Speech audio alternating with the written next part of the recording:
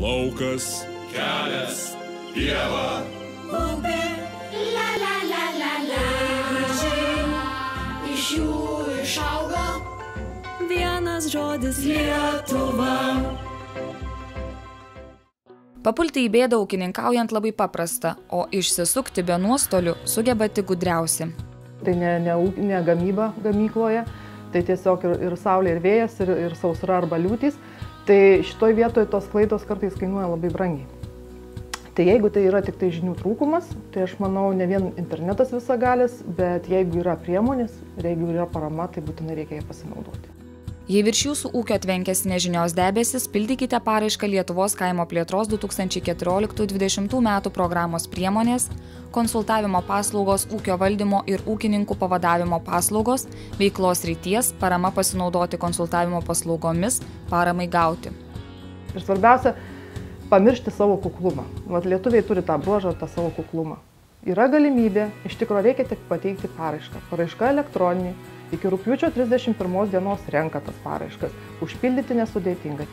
Kiekvienas pareiškėjas galės laisvą valią pasirinkti konsultacijas iš 7 temų.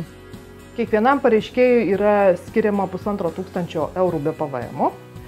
Ir esmė yra tokia, kad pareiškėjas laisvą valią gali pasirinkti bet kurią iš 7 temų. Pirmoji tema leis suprasti, kaip atitikti valdymo reikalavimus. Tai teisės aktais nustatyti tam tikri kriterijai, kurių ūkiai privalo laikytis, jeigu jie gauna tiesioginę paramą. Ir čia būtent atliekamas yra ūkio įvertinimas, kaip jis atitinka reikalavimus. Tai yra nieko blogo, jeigu ne viskas yra puiku, tiesiog tai yra galimybė juos ištaisyti netitikimus ir tą ūkiai sėkmingai daro.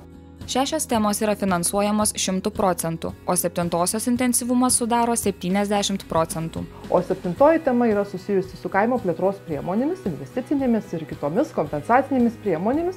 Ir vat būtent čia gali išsiaiškinti savo atitikimą reikalavimas, ar tikrai yra tinkamas pareiškėjas, ar visi kriterijai atitinka, ką reikia daryti, kokie dokumentai.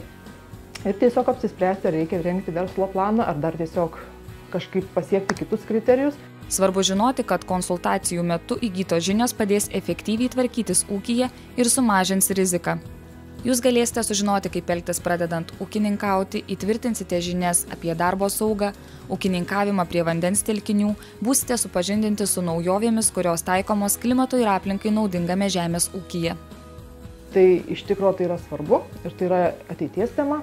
Tiesiog visas pasaulis į tai kreipia dėmesį ir tiesiog kiekviena technologija turi pliusus ir minusus ir kai kurios labiau tausoja aplinką. Tai va čia būtent konsultacijos iš šitos srities. Vienas žodis Lietuva.